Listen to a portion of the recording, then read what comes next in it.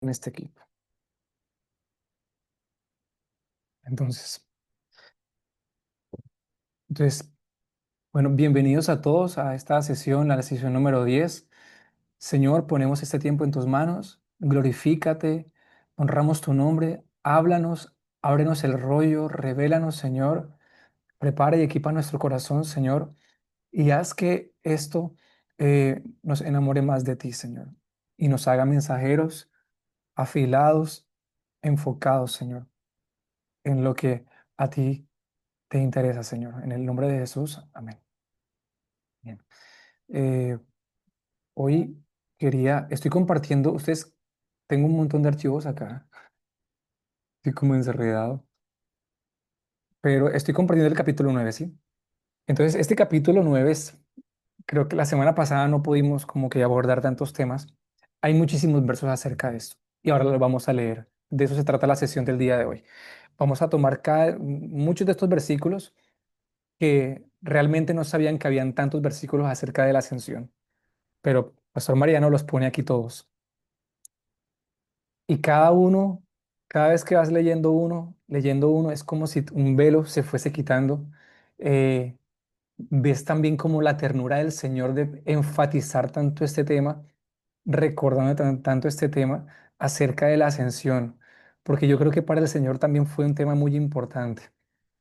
Como veremos en el capítulo 10 dentro de unos momentos, este fue una bisagra, ¿no? Que concluyó el, los evangelios, pero aperturó una nueva temporada, que es la continuidad del plan de Dios, lo cual inició con la ascensión. La ascensión fue clave porque dio cumplimiento a, creo que una de las profecías más malentendidas en su generación y lo cual le costó la vida al Señor. Sabemos que estaba profetizado. eh, Sin embargo, este tema del hombre en el cielo estaba en el corazón del Señor. Y para nosotros también debe ser muy importante. Les decía que estuve masterizando las notas de la semana pasada, dándoles un poco más de enfoque. Entonces, esta ascensión, en pocas palabras, fue una transición que conectó eh, todo lo que pasó en el Antiguo Testamento con lo que estaba por suceder, ¿sí? Vemos que si bien enfatizamos muchísimo en que el derramamiento del Espíritu Santo fue lo que eh, detonó todas las cosas, vemos que antes de Hechos 2 en Hechos 1 específicamente desde el versículo 6 al 11 eh, vemos que esta pregunta que hacen los apóstoles, específicamente aquí pueden leerlo, entonces los que se habían reunido le preguntaron diciendo, Señor, ¿restaurarás el reino a Israel en este tiempo? Y para ellos esta pregunta era muy significativa, porque recordemos que para mí, como lo dice Mariano, imaginemos un poco, ellos estaban fantaseando con toda esta realidad de ver el reino de Israel restaurado, con su Mesías, el hijo de David sentado en el trono, eh, venciendo a sus enemigos y poniendo a Israel como cabeza de todas las naciones. Hay muchas profecías que se están tocando acá. En el punto F está hablando del pacto davídico en segunda de Samuel capítulo 7, en Isaías 2 acerca del reino del Mesías que no tendría fin. Isaías 9, Daniel 7, 13, 14 del Hijo del Hombre, Ezequiel 36, 37 que hablan específicamente acerca de este pacto, ¿no? Que, de que Dios le iba a dar a su gente un nuevo corazón, que no hablaba, que en el pasado, estaba apuntando a la perfección del hombre, ¿no? Am, entonces, esta pregunta fue catalizadora porque eso fue lo que los llevó a generar esta pregunta y este contexto. Sí, entonces este aspecto de ese momento transitorio que incluye a, no es la ascensión principal, perdón, es la ascensión, pero antes de eso, la pregunta acerca de la restauración del reino de Israel en el versículo 6. Segundo, la respuesta de Jesús en el versículo 7 y 8. Y tercero, la ascensión más la respuesta angelical más el anuncio de la segunda venida de Jesús en el versículo 9 y 11, que es lo que podemos encontrar en esta sección del capítulo, ¿no? Voy a leerlo porque esos. versículos, esos cinco versículos son impresionantes. Ahí pasa, yo pienso que una de las transiciones más importantes en toda la historia, eh, después de la aparición de Jesús en su primer venida, y bueno, junto con su manifestación en su segunda venida. Entonces continúa en el versículo 7 acá. Y les dijo Jesús, no os toca a vosotros saber los tiempos y las sazones que el Padre puso en su sola potestad, pero recibiréis poder.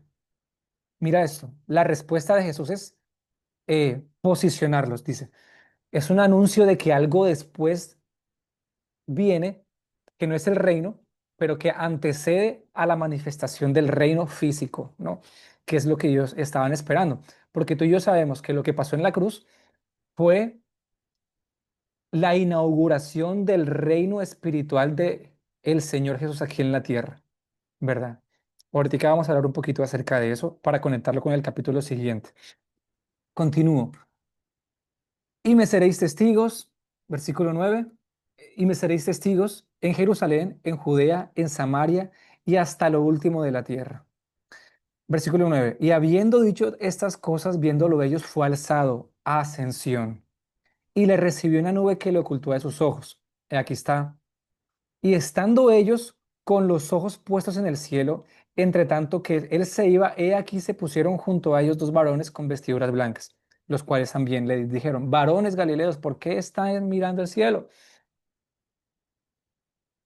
¿Verdad? Este mismo Jesús que ha sido tomado de vosotros al cielo, así vendrá como le habéis visto ir al cielo, segunda venida. Entonces, quiero desglosar muy rápidamente estos tres acontecimientos que pasan aquí. Estos claves que lo entendamos, porque tenemos que entender el contexto de por qué tanta urgencia de los apóstoles en insistirle a Jesús acerca del reino. No era la primera vez que le preguntaban. Le preguntaron en Mateo 24, le preguntaban en Mateo 19, 28, si no estoy mal. Eran conversaciones con ellos. Eh, sí, sin embargo, Dios siempre dejaba como la conversación abierta, ¿no? El deseo de los apóstoles de ver a Jesús restaurando todas las cosas era su mayor deseo. Sin embargo, Dios le responde diferente a lo que ellos deseaban. Ahorita vamos a verlo. Entonces, esta pregunta, ¿restaurarás el reino de Israel en ese tiempo? En el texto del F, es el resultado de la expectativa generada por la victoria visible de la resurrección. Una vez ven a Jesucristo resucitar, olvídate, o sea, este es el Mesías, el Hijo de Dios. Faltaba una parte que no se les había sido revelada, que era el Hijo del Hombre. eh, no lo entendían, ¿no? No entendían cómo iba a suceder. Ahí sucedió. Y se apareció durante 40 días. Aquí pueden encontrar todas las referencias donde la Biblia afirma de que Jesús apareció después de su resurrección durante 40 días. Hechos 1:3, el 3:15, el 1 Corintios 15, 5 al 8. Esta es la referencia que más me gusta. Hechos 10, 42, 43. Bueno, hay muchas referencias. Cuando se parece a Cefas, a María, bueno, etcétera. Entonces, hay una pregunta en la página 216 que la voy a pasar por alto, pero es una invitación a imaginarnos por qué los apóstoles estaban tan, tan aferrados a esto. Pero mira, la pregunta en esta pregunta que Jesús hace, perdón, que los discípulos hacen, nos enseña algo. Entonces, mira, a veces las personas cogen esta pregunta para dar un mal entendimiento escatológico acerca de no tenemos que investigar, no tenemos que estudiar escatología, no tenemos que estudiar las señales, no tenemos que tener una expectativa de su regreso. Les lo he escuchado. Pero ¿qué está haciendo Jesús acá? Porque la respuesta de Jesús es, no os toca a vosotros saber los tiempos o las sazones que el Padre puso en su sola potestad. ¿Qué está haciendo Jesús aquí? Jesús los corrige, pero no les dice que están equivocados. No dice, Israel ya no importa, el reino no importa, no habrá reino, ya déjense de esas fantasías del reino mesiánico, del trono de David, ya déjense de que yo voy a vencer a sus enemigos. No, él no está diciendo eso. Él lo que corrige es el cuándo, no el qué, ¿verdad? Y continúo. Jesús desplaza el enfoque de los discípulos en el evento final, ¿verdad?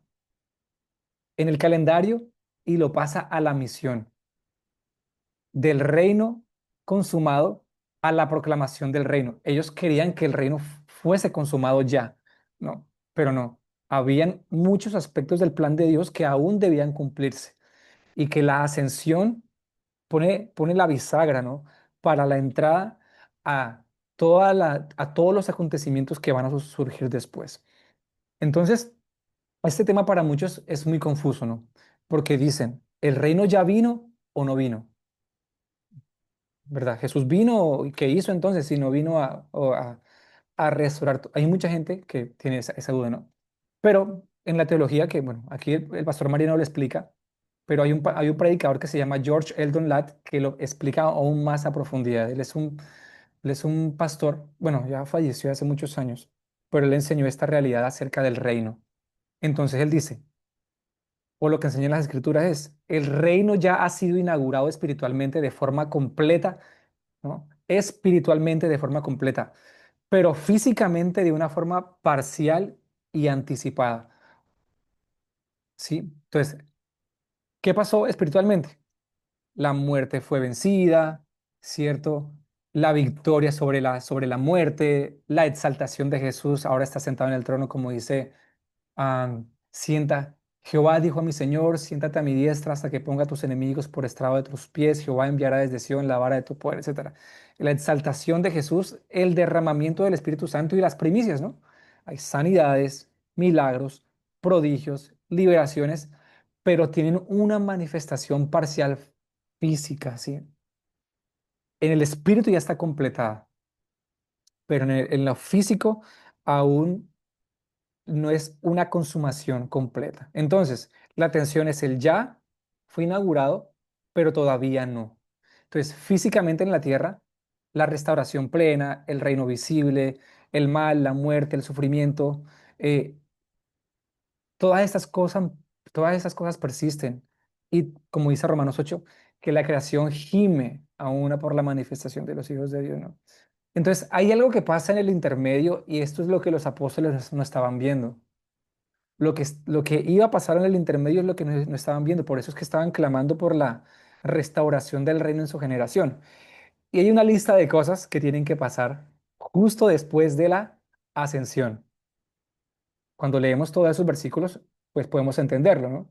Después de la ascensión que viene, el derramamiento del Espíritu prometido. Y también como lo dice Juan capítulo 7, versículo 39, acerca del Espíritu Santo que iba a ser derramado sobre aquellos. No, cuando Jesús habla incluso en Juan 13 al 17 acerca de la promesa del Espíritu Santo, no había pasado. Es decir, ellos no habían entendido todavía la secuencia de lo que venía, ¿no? Entonces, el derramamiento del Espíritu Santo, nace la iglesia porque la iglesia nace en Pentecostés, Jesús la anuncia en Mateo 16, Mateo 18, ¿sí? Pero nace en Pentecostés, en Juan 1, 4, 5, 2, 1, porque nace, como dice Jesús una vez más en Juan, en Lucas también, que debía ser derramado el Espíritu Santo, ¿no? Entonces Jesús nace en la iglesia, no antes. Entonces, cuando el Cristo es exaltado, la iglesia solo nace cuando Jesús está a la diestra del Padre. Y una vez está a la diestra del Padre, Él envía. Es decir, la iglesia no, si Jesús no asciende, la iglesia no nace. Era un requisito. Jesús entronado, ¿sí? Entonces Él derrama su espíritu y forma un cuerpo. Aquí hay muchas referencias. Habla de una manifestación futura, conforme al nuevo pacto, como tú y yo sabemos, el nuevo pacto de Jeremías 31, 31 al 34, Ezequiel 36, 25 al 27, 37, 26 al 27, también citado por Jesús en Lucas 22, en Hebreos 8, 6. Hay muchas referencias aquí que ahora se expresa como un nuevo pueblo, y es lo que vemos en la primera manifestación de la iglesia en Hechos 2, versículo 42, que dice que y perseveraban en la doctrina de los apóstoles, en el partimiento del pan, en la comunión, en las oraciones. Esa es la primera manifestación de la iglesia primitiva, o por lo menos cómo funcionaba, ¿no? Luego se expresa como un cuerpo espiritual, como un templo espiritual, donde hablamos de que somos templo de Dios, el Espíritu Santo muere en nosotros. Este es un tema largo, amigos. porque Juan 4 específicamente nos enseña mucho acerca de cómo Jesús profetizando o previendo cómo iba a funcionar la iglesia. La conversación con la mujer samaritana no fue casual. Entre una gentil, digamos, y Jesús, que había una controversia en cuanto al lugar de adoración, había una controversia en cómo a quién se adora y Jesús rompe el paradigma. Viene la hora donde no vas a adorar ni en Jericim ni en Jerusalén, sino que yo Jesús soy el vehículo y el objetivo de la adoración. No consiste en un templo, consiste en un, un cuerpo ontológico, no sé cómo decirlo. Eh, no sé cómo decirlo, pero eso tiene un lenguaje súper, súper bacano, eh, que es la iglesia, ¿sí? La iglesia llena del Espíritu Santo, equipada y predicando el Evangelio según el fundamento de los apóstoles y los profetas, como dice Efesios 2:20, ¿no? Entonces, nos vamos largos si seguimos hablando de eso. Entonces, mira esta frase. Eh, bueno, como un templo espiritual, como misterio revelado. Cuando leemos Efesios 3:4 al 6 habla de que este misterio de la iglesia no fue revelado a los antiguos, no fue revelado ni a los profetas del Antiguo Testamento, no fue revelado a nada, no fue revelado. Hubo sombras acerca de que Dios quería añadir que Dios, déjame buscar el libro de Israel y la Gran Comisión, por ejemplo, este libro, aquí hay un versículo de Isaías 49:5 al 6 que dice: Y ahora es el Señor, el que me formó desde el seno materno para ser su siervo, para hacer que Jacob vuelva a él y que Israel se una con él, porque honrado soy a los ojos del Señor y mi Dios ha sido mi fuerza. Dice él: Poca cosa es que tú seas mi siervo para levantar de las tribus de Jacob y para restaurar a los que guardaron para los que quedaron de Israel. También te haré luz a las naciones para que mi salvación alcance hasta los confines de la tierra. En la mente de Dios ya estaban todas las naciones, no solamente Israel, ¿sí? Eh, Sin embargo, entenderlo a los ojos de la a los ojos del nacimiento de la iglesia no fue cosa fácil, ¿verdad? Entonces, era un misterio revelado, como lo dice Efesios 3:4 al 6 y Colosenses 1:26, que esto estaba oculto para la gente del Antiguo Testamento, pero que ahora fue revelado, ¿no? ¿Verdad? Por medio de los apóstoles, etcétera. Dios lo reveló. Entonces, y que tiene un fundamento, es decir, que el fundamento lo tienen aquellos apóstoles y profetas que fueron testigos de la resurrección. Ahí aprendí algo.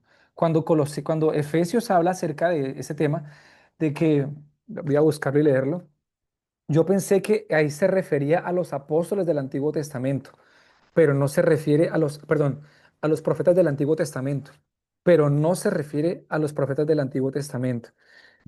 Y, y más adelante les diré por qué. Efesios 2:20 dice: edificado sobre el fundamento de los apóstoles y profetas, siendo la piedra principal del ángulo Jesucristo mismo. Voy a leer esa parte que dice Efesios 3, del 4 al 6. Mira lo que dice. Leyendo lo cual podéis entender cuál sea el conocimiento en el misterio de Cristo, misterio que en otras generaciones no se dio a conocer a los hijos de los hombres, como ahora es revelado a sus santos apóstoles y profetas por el Espíritu. Mira, que los gentiles son coherederos y miembros del cuerpo de Cristo y copartícipes de la promesa de Cristo Jesús por medio del Evangelio. Es decir, esta realidad de la iglesia no fue revelada a la gente del pasado. Colosenses 1:26 dice: para que abunde vuestra... No, sí es 1:26. Perdón, es Colosenses, también Filipenses. Colosenses 1:26. Y el misterio que había estado oculto desde los siglos de las edades, pero que ahora ha sido manifiesto a sus santos. Hmm, Interesante. Entonces, según el fundamento, ¿quién lo pone? Aquellos que fueron testigos de la resurrección. Aquí hay muchas referencias si quieren profundizar. Entonces, la resurrección perdón, la resurrección capacita el fundamento. El Pentecostés lo pone en acción. Entonces, mira, en esa atención del ya, pero todavía no, tienen que pasar todas estas cosas, ¿no? El perfeccionamiento y la edificación de la iglesia, la proclamación del evangelio del reino en todas las naciones, la inclusión de los gentiles, la manifestación físicas y parciales y anticipadas del reino de Dios, la abundante paciencia y misericordia de Dios, de por qué Dios no acaba con todos nosotros. Primera de Pedro, segunda de Pedro 3:9, etcétera. El rechazo del mensaje, la persecución, la resistencia, el endurecimiento parcial de Israel, la apostasía, el engaño, la manifestación del anticristo, la plenitud de los gentiles y la consumación que es la segunda venida de Jesús y la restauración de todas las cosas. Esa lista de cosas es la que los apóstoles no habían entendido, o sea, nada más y nada menos. Entonces, ahí podemos entender de que en la mente de los apóstoles había mucha información, ¿verdad? Pero faltaba mucha información que no estaban contemplando, ¿no?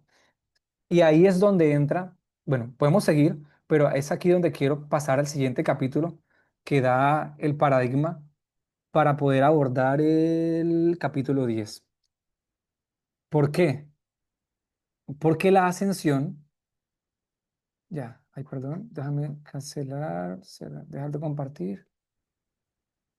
Ahora comparte, cerrar uno,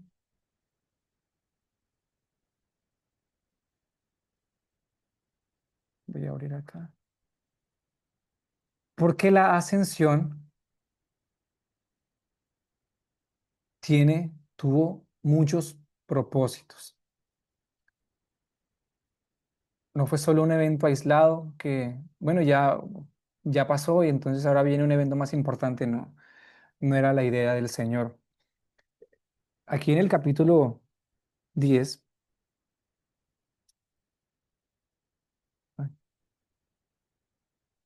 vamos a leer un par de, bueno, varias referencias. No sé si alguien ha escrito por ahí, creo que sí alguien escribió. Hola, volví. Dale, más Génesis. Bueno, yo creo que no estaba grabando con el micrófono que era. Bueno, sí. Entonces, esto da entrada al capítulo 10, que es el propósito de la ascensión. Tiene muchos propósitos. Y eso fue lo que me impactó muchísimo, porque no contemplamos la ascensión como debería de ser, ¿no? De hecho, a pesar de ser un tema tan enfático e importante en los apóstoles, ¿cierto? En Pablo, no es un tema que se hable mucho, pero vamos aquí a hablar un poco de esto. La ascensión fue una bisagra en la historia. Fue la conclusión de los evangelios, una demostración final de que Jesús es el Mesías, el Hijo de Dios, y principalmente el Hijo del Hombre anunciado en las Escrituras. E introdujo el ministerio de los apóstoles y estableció la plataforma para la continuación del plan de Dios. Por eso es que es tan importante la ascensión. Sin la ascensión no hay una base para que suceda lo demás. Sí, es como ah, si Jesús no viene, no puede haber una restauración del reino. Si Jesús no viene por segunda vez, el mal va a perseverar, ¿cierto? El pecado va a permanecer.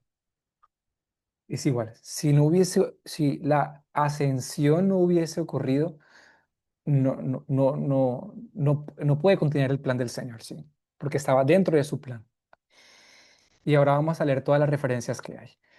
Ve, la ascensión se convierte en parte vital del evangelio que predicaron los apóstoles en el Nuevo Testamento. Estas referencias que aparecen acá son todas las referencias que aparecen en los cuatro propósitos de los que vamos a hablar del libro. Así que yo las saqué todas y las anoté aquí de forma resumida para que ya con tiempo ustedes puedan revisarla. Y ahora las vamos a leer.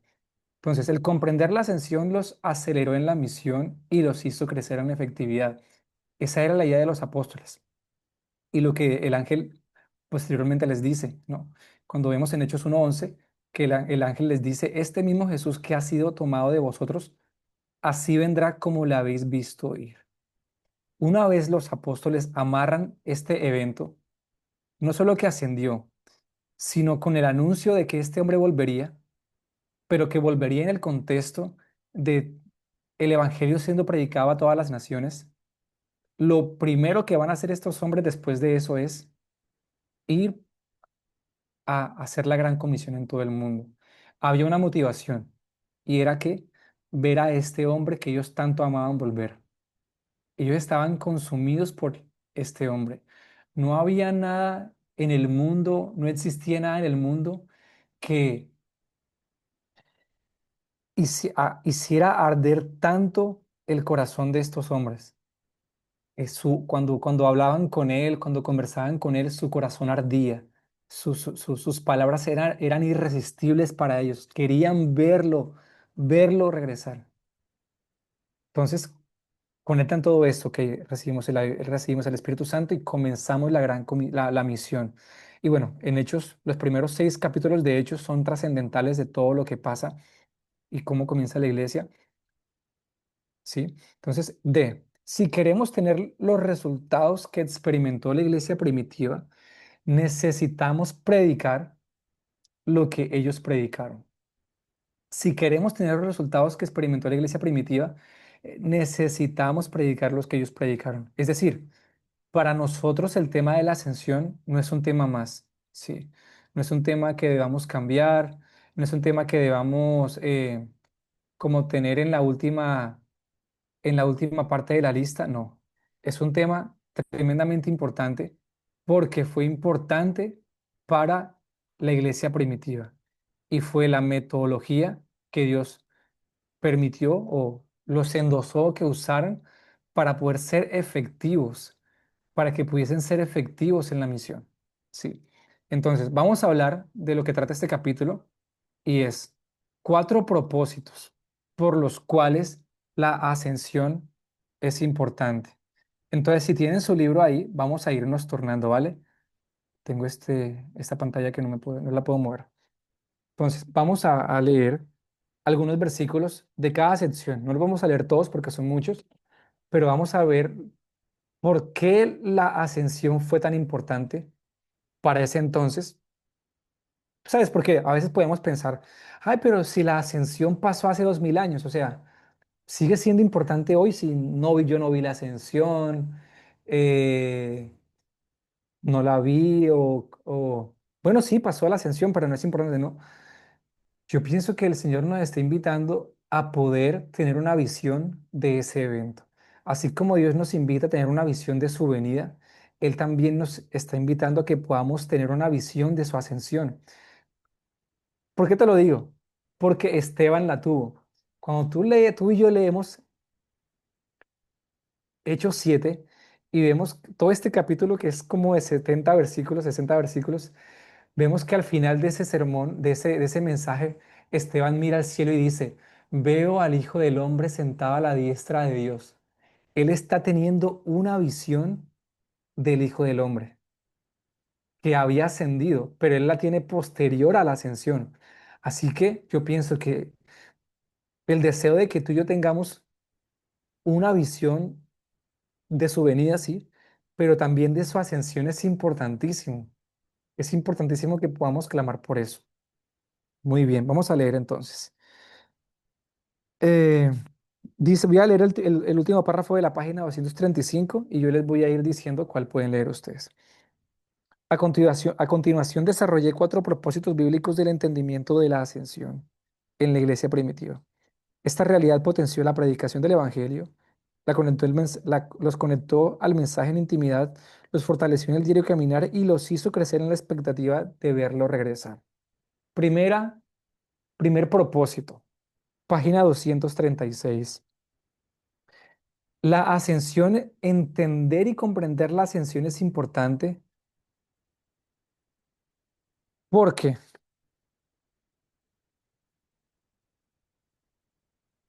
nos capacita para predicar el Evangelio de forma integral, buscando una palabra de conexión.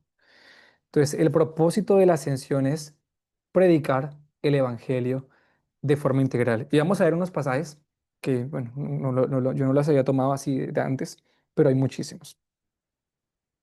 Página 236. Leamos Salmo 110, versículo 1 al 2, 5 al 6. Jehová dijo a mi Señor, siéntate a mi diestra hasta que ponga a tus enemigos por estrado de tus pies. Jehová enviará desde Sión la vara de tu poder, domina en medio de tus enemigos. El Señor está a tu diestra, quebrantará a los reyes en el día de tu ira. de su ira, juzgará entre las naciones, las llenará de cadáveres, quebrantará las cabezas en muchas tierras. Aunque parezca escandaloso, esto también hace parte del Evangelio del Reino. Vamos a analizar un poco esto acá. Dice, en su primer mensaje profético público tras el derramamiento del Espíritu Santo, Pedro, en Hechos 2, como sabes, citas Salmo 110. Este es el capítulo del Antiguo Testamento más mencionado en todo el Nuevo Testamento, al menos 15 veces, que es el mismo que Jesús cita en Mateo 26:59, cuando se enfrenta a los fariseos y él dice, no solamente soy el Mesías, no solamente soy el Hijo de Dios, también soy el Hijo del Hombre. Y cita, ahí es donde cita este. Y desde ahora verán al Hijo del Hombre sentado a la diestra del Padre, y bueno, ya saben lo que pasa.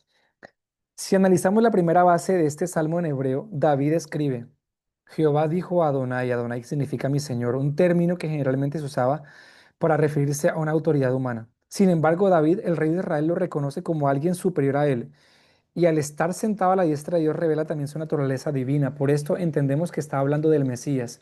En otras palabras, David está registrando una charla entre el Padre y el Hijo.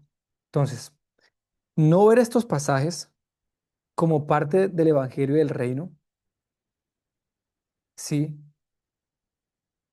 es no predicar el Evangelio que los apóstoles predicaron. Porque claramente sí, Pedro en Hechos 2 se tomó el trabajo de estudiar, ¿verdad? Estudió Salmo 16, Salmo 89. ¿Qué más estudió? Salmos, Deuteronomio 18, Joel 2:28, Salmos 16, Salmo 89, Salmo 110. Es porque es importante y porque también debe estar en nuestro lenguaje en la predicación. Bueno, continuamos. Ah, ¿qué les parece si cada uno leemos un par de versículos? Yo voy a leer un par de que el propósito de la ascensión es predicar el evangelio de forma integral. Voy a leer ahora Hechos 2:33 al 36. Así que exaltado por la diestra de Dios y habiendo recibido del Padre la promesa del Espíritu Santo, entonces mira que la secuencia es exaltado, ¿verdad? Y después el Espíritu Santo es derramado. Ha derramado esto que vosotros veis y oís.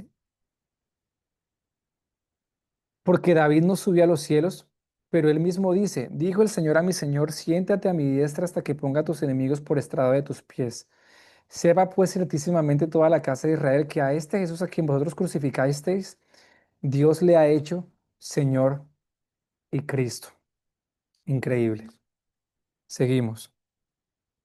Voy a leer un par de versículos de la página 239. Hechos 3:21. Así que de cierto es necesario que el cielo reciba hasta los tiempos de la restauración de todas las cosas, de que habló Dios por boca de sus santos profetas que han sido desde tiempo antiguo. Hechos 5:31. A este Dios ha exaltado con su diestra por príncipe y salvador, para dar a Israel arrepentimiento y perdón de pecados. Una vez más, los apóstoles citando la ascensión. Hechos 7:55 al 56, aquí es donde les digo.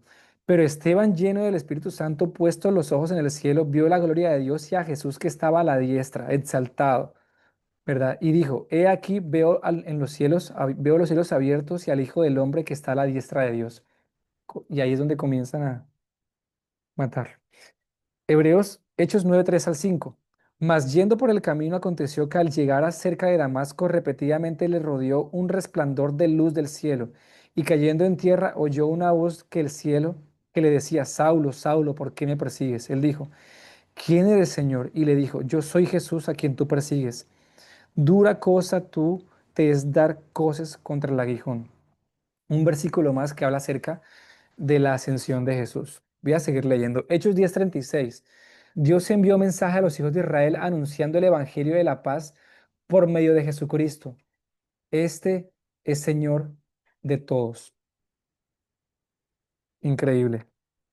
Continúo. Primera de Corintios 15:47. Ahora tú pensarás, eh, bueno, eh, solamente en hechos, ¿verdad? Se usa este lenguaje la ascensión de Jesús, pero no, mira lo que dice 1 Corintios 15:47. Y el primer hombre es de la tierra, terrenal, y el segundo hombre, que es el Señor, es del cielo. Impresionante. Está en el capítulo de 1 Corintios 15, este capítulo escatológico. Filipenses 2:9. Dios también lo exaltó hasta lo sumo y le dio un nombre que es sobre todo nombre. E indiscutible, 1 Timoteo 3:16, e indiscutiblemente grande es el misterio de la piedad. Dios fue manifestado en carne, justificado en el Espíritu, visto de los ángeles, predicado a los gentiles, creído en el mundo y recibido arriba en gloria.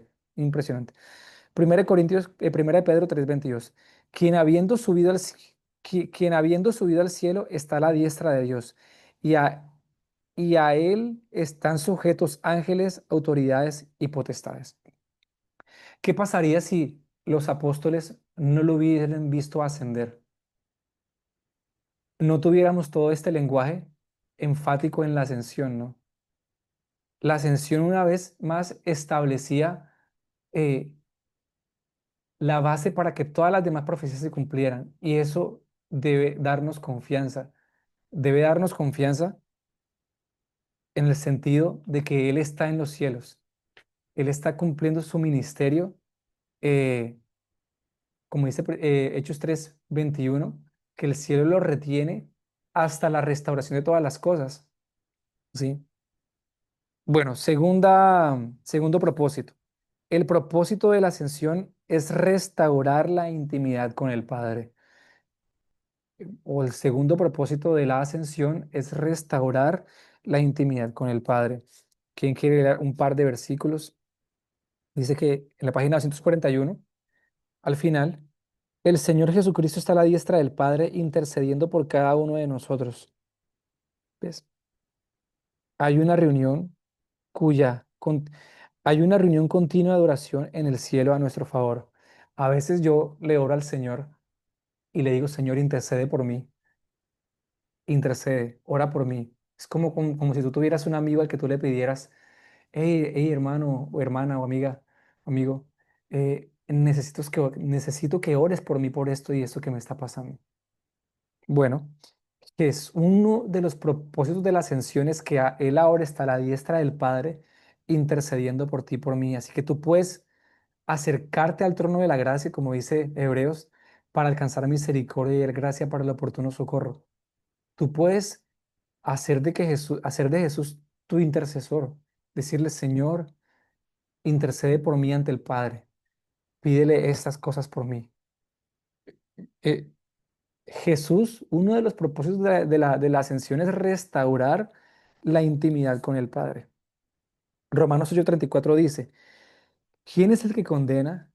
Cristo es el que murió, más aún el que también resucitó, el que además está a la diestra de Dios, el que ascendió, el que también intercede por nosotros. Qué tremendo pasaje, impresionante. Hebreos 1:3 al 4, el cual siendo el resplandor de su gloria y la imagen misma de su sustancia, a quien sustenta todas las cosas con la palabra de su poder, habiendo efectuado la purificación de nuestros pecados por medio de sí mismo, se sentó a la diestra, ascendió a la majestad de las alturas, hecho tanto superior a los ángeles, cuanto heredó más excelente nombre sobre ellos. Y hay más pasajes. Voy a leer uno más de la categoría. Hebreos 9:28 en la página 245 y hay muchos más. Están aquí en las notas en esta sección todos. Así también Cristo fue ofrecido una vez, una sola vez para llevar los pecados de muchos y aparecerá por segunda vez sin relación con el pecado para salvar a los que en él esperan. Juan 17:26 dice, y les he dado a conocer tu nombre y lo daré a conocer aún en la ascensión, para que el amor con que me has amado esté en ellos y no en ellos. Efesios 4:8 al 11, el último pasaje. Ah, no. Tercera, propósito de la ascensión, para dar autoridad, propósito y ánimo a la iglesia. Una vez más, el no tener de vista la ascensión nos, nos está haciendo perder de muchas cosas del evangelio. Por lo cual dice, subiendo a lo alto, mira lo que dice, subiendo a lo alto en la ascensión. O sea, si no hubiese sido ascensión, estos versículos no tienen sentido. no existirían, no tuviesen el lenguaje.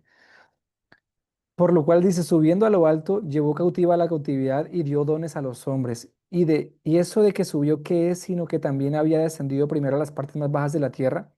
El que descendió es el mismo que también subió por encima de todos los cielos para llenarlo todo. Y él mismo constituyó a unos apóstoles, a otros profetas.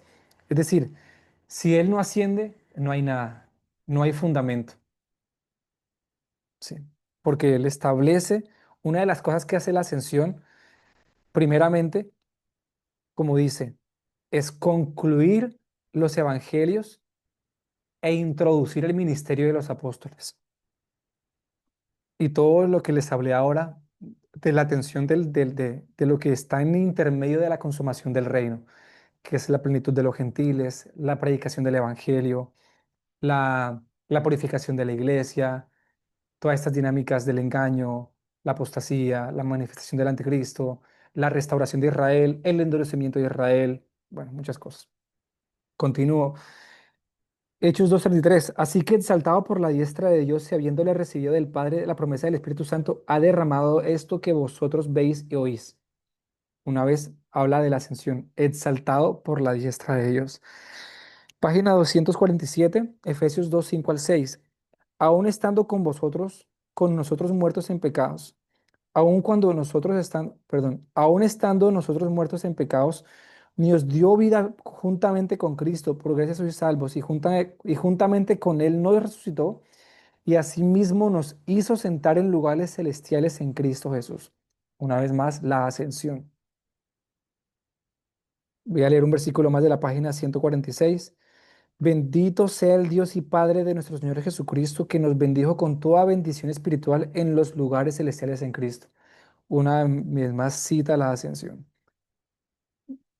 Cuarto propósito de la ascensión, para prepararnos para su venida.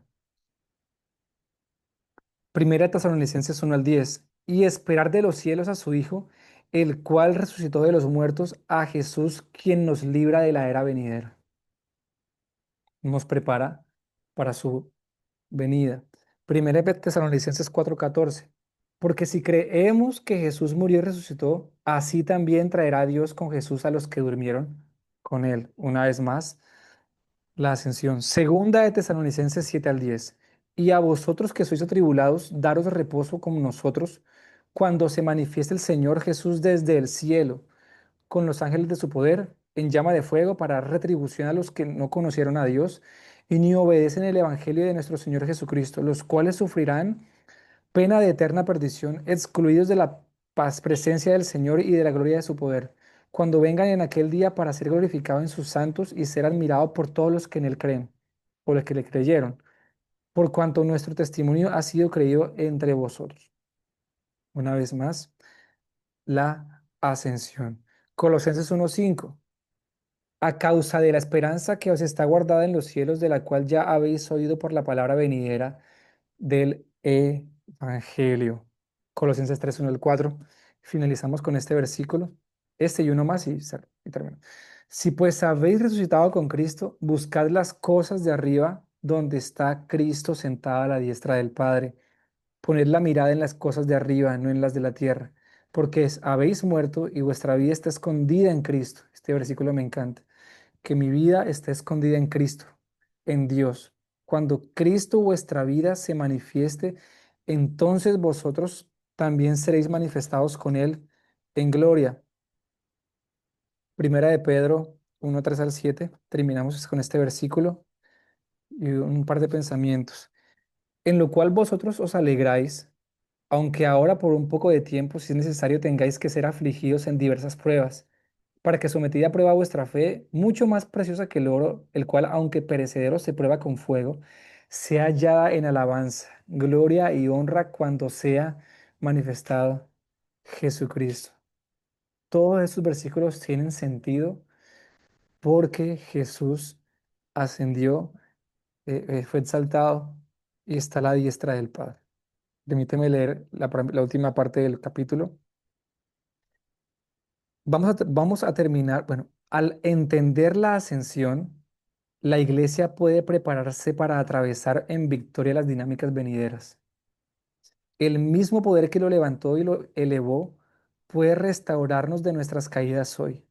Tenemos un mediador y un intercesor, un sumo sacerdote clamando por nosotros para que podamos tener lo que creemos, por lo que creemos y confesamos, para que podamos retener lo que creemos y confesamos. Hay un hombre en el cielo, pero no estará allí para siempre. Tenemos una herencia gloriosa y una esperanza perfecta. Un poquito más de tiempo y el que ha de venir vendrá. No tardará. Los que aguarden esta promesa se purifican a sí mismos, como lo dice Primera de Juan 1 al 3. Primera de Juan 1 al 3, sí. Vamos a terminar esta sección del contenido del mensaje de Maranata hablando de uno de los aspectos más gloriosos de su venida, que es el arrebatamiento. Y bueno, ese es el capítulo que viene. Entonces, ay, increíble. Esto, hoy tuve, bueno, menos mal, hoy pues estuve pensando mucho en, en eso, ¿no? Continuos pensamientos acerca de cómo Dios está orientando a su iglesia, ¿verdad?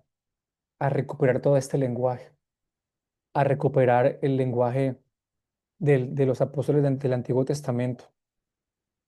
Y yo pensaba, eh, la esencia del evangelio de los apóstoles era un evangelio profundo. Y si bien las culturas, los tiempos cambian, tú puedes usar otras metodologías, pero como resultado siempre deben llevar a la profundidad. Si nuestras metodologías no llevan a la profundidad, son metodologías que quizás son lindas, son chéveres y bien intencionadas, pero no están nutriendo y edificando sobre el fundamento de los profetas y los apóstoles.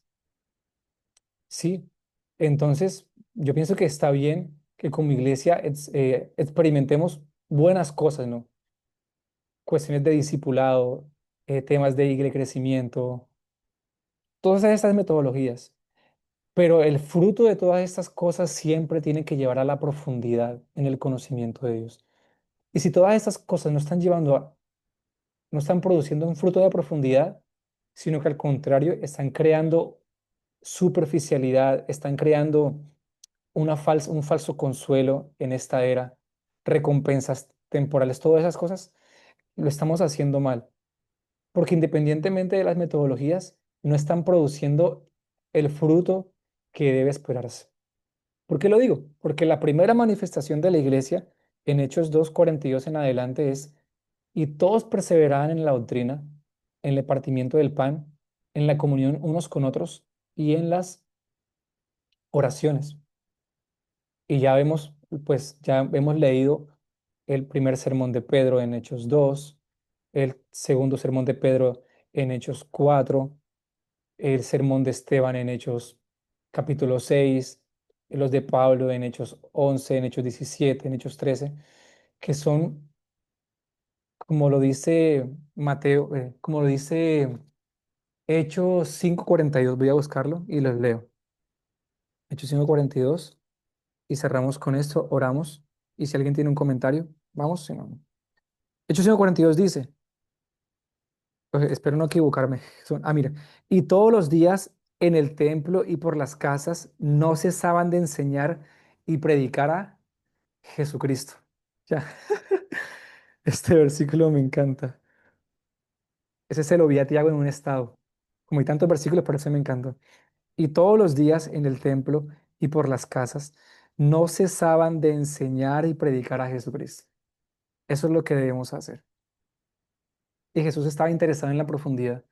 Si no, no se hubiese aparecido 40 días más a sus discípulos, como lo dice 1 Corintios 15:13, 15:17 y Hechos 1 al 3. Entonces los dejo con ese pensamiento. Gracias por conectarse. Seguimos preparando, estudiando y junto con ustedes en esta conversación tan preciosa que es hablar del Señor. Gracias por conectarse el día de hoy. Los bendigo. Les mando un fuerte abrazo a todos quienes estarán viendo esto. Y no, gracias por estar ahí. ¿Listo? Bye, amigos. ¿Vas a decir Chao, algo? John. Yo Vale, quiero Cami. decir algo. Y dale. Eso que tú dices es muy cierto y hay algo bonito del mensaje y es el evidenciar y también el testificar nuestra vulnerabilidad en Cristo, porque ese versículo que tú leíste, el último en Primera Pedro, es un versículo clave, porque lo cierto es que lo que dice ahí eh, no, nos va a pasar. Entonces dice, es necesario que tengáis que ser afligidos en diversas pruebas para que sometida a prueba vuestra fe, mucho más preciosa que el oro, el Mm, cual, aunque perecedero, se prueba con fuego, se halla en alabanza, gloria y honra cuando se ha manifestado Jesucristo. Y yo creo que esa es una parte del evangelio que no estamos predicando y que muchas sí, veces no somos vulnerables y escondemos este tema. Y algo que a mí me impresionó del Congreso Reino fue ver cómo estos hombres que Dios está usando son extremadamente vulnerables y no tienen temor en decirlo. Yo estoy viviendo esto. Por ejemplo, Mariano, él dice que él tiene muchas aflicciones, que él pasa muchas situaciones difíciles y que ese es el evangelio. Y mira que es verdad que predicar este evangelio, uno paga un precio y el enemigo anda como león rugiente. Y fíjate, el día